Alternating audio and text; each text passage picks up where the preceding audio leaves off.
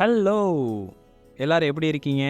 ரொம்ப நாள் ஆச்சு இந்த மாதிரி ஒரு டிஸ்கஷனில் உங்களை சந்திக்கிறதுக்கு. ஓகே, இன்றைக்கி நான் என்ன டாப்பிக்கோட வந்திருக்கேன் அப்படின்னா, டே 1 to 1 டே. அதாவது ரீசெண்டாக நான் இன்ஸ்டாகிராமில் பார்த்த ஒரு போஸ்ட் வந்து என்னை ரொம்ப இன்ஸ்பயர் பண்ணுச்சு. நம்ம பார்க்குற பிளேயர்ஸ், அதாவது ஸ்போர்ட்ஸ் பிளேயர்ஸ் இருக்காங்க இல்லையா, அவங்களோட டே 1, அவங்களோட இனிஷியல் டேஸும் 1 டே, அவங்க இப்போ எப்படி எவ்வளோ பெரிய லெஜண்ட் ஆகியிருக்காங்க அப்படிங்கிற ரெண்டையும் கம்பேர் பண்ணி பட்டிருந்த போஸ்ட்டு தான் அது. எனக்கு அது ரொம்ப ஒரு சர்ப்ரைஸாக இருந்தது. அது நிறைய என்னை யோசிக்க வச்சது. ஸோ அதுலேருந்து ஸ்டார்ட் ஆனதான் இந்த ஒரு டிஸ்கஷன், டே 1 to 1 டே. இதை ஒரு 3 ஃபேஸாக வச்சுக்கலாம். ஃபஸ்ட்டு என்னென்னா, அந்த 1 டே அப்படிங்கிறத நான் என்னென்னு டிஃபைன் பண்ண ட்ரை பண்ணுறேன். நம்ம எல்லாருமே யாராக இருக்கலாம், ஒரு ஆஸ்பரண்ட்டாக இருக்கலாம், காம்படிட்டிவ் எக்ஸாம் ப்ரிப்பேர் பண்ணுறவங்களா இருக்கலாம், இல்லை ஒரு பிஸ்னஸில் சக்ஸஸ்ஃபுல் ஆகணும்னு ஆசைப்பட்றவங்களா இருக்கலாம். எல்லாருக்குமே வாழ்க்கையில் இந்த ஒரு சென்டென்ஸை தான் நம்ம கிராஸ் பண்ணி வந்திருப்போம். அசோக் இந்த நாள், அந்த மாதிரி நான் ஒரு நாள் ஜெயிப்பேன், ஒரு நாள் நான் வாழ்ந்து காட்டுவேன், ஒரு நாள் நான் முன்னேறிடுவேன். ஸோ அந்த ஒரு நாள், அந்த ஒரு நாளுக்காக தான் இங்கே இருக்கிற எல்லாருமே உழைக்கிறோம், போராடுறோம், சண்டை போடுறோம், படிக்கிறோம், முட்டி மோதி ஓடிக்கிட்டு இருக்கோம் இல்லையா? ஸோ இந்த மாதிரி ஒவ்வொருத்தவங்களுக்கும் வாழ்க்கையில் ஒரு நாள் இருக்கும். அதுக்கான ஸ்டார்டிங் பாயிண்ட் தான் டே 1. இது நிறைய கோட்ஸ் நம்ம பார்த்துருப்போம். Okay, coming back to that point.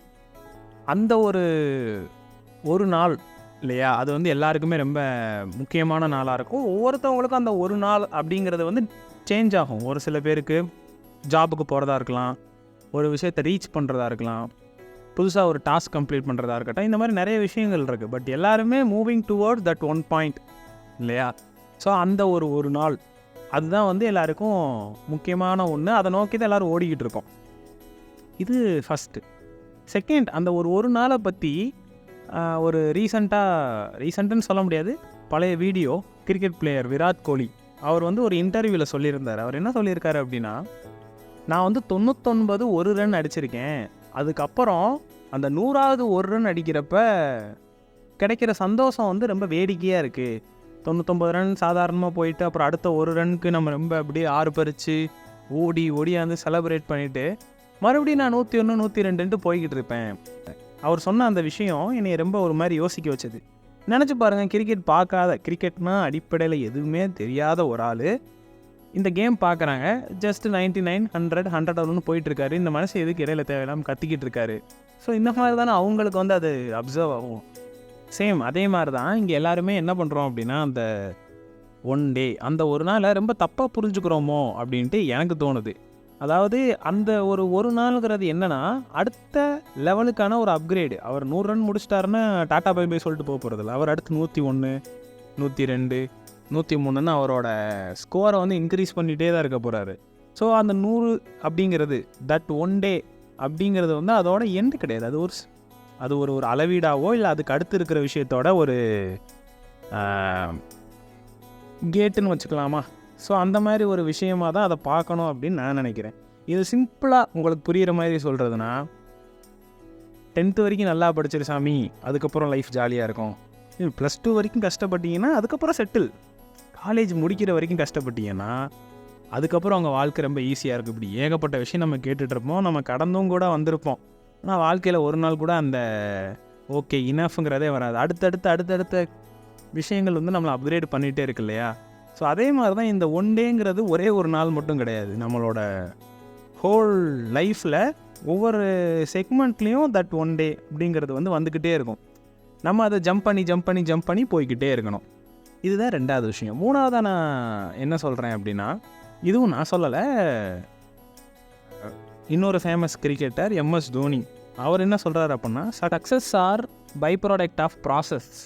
நம்ம எல்லாருக்குமே தெரியும் தோனி பற்றி, அவரோட leadership, cool, calmness, more than result, he's believing in the process. இதெல்லாம் ஓகே. அவர் என்ன சொல்ல வர அந்த ஒரு வார்த்தையை கொண்டு வந்து நம்மளோட இந்த ஒரு டிஸ்கஷனோட ஃபிட் பண்ணி பார்த்தா, அந்த நான் சொன்னேன் இல்லையா இதுக்கு முன்னாடி, ஹோல் லைஃப்பில் இந்த மாதிரி 1 டேங்கிறது அங்கங்கே ஸ்ப்ளிட் ஆகிருக்கு. அதை நம்ம ஜம்ப் பண்ணி தான் போய்கிட்டு இருக்கோன்ட்டு.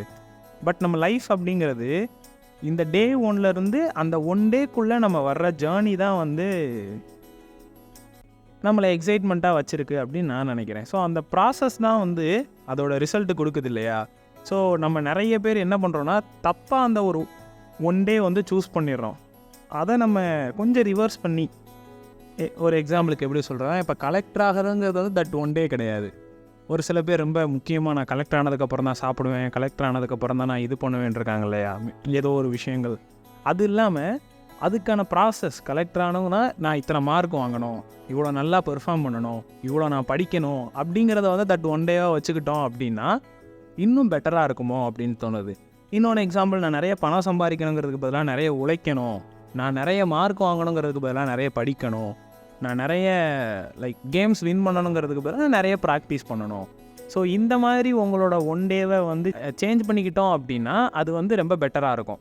நம்ம எல்லோரும் என்ன பண்ணுறோம் அப்படின்னா தட் ஒன் டே அப்படிங்கிறதுல, அதாவது அந்த ஒரு நாள் நான் வாழ்க்கையில் ஜெயிப்பேன் அப்படின்னு சொல்லிட்டு அந்த ஒரு நாள் மேலே இருக்கிற எல்லா ப்ரெஷரையும் போட்டுறோம். டே ஒன்லேருந்து அந்த ஒன் டே இந்த ஜேர்னி ஃபுல்லாக முடிய போகிறத நினச்சி இருக்கிற ப்ரெஷரை தலையில் தூக்கிக்கிட்டே தான் இருக்கும்.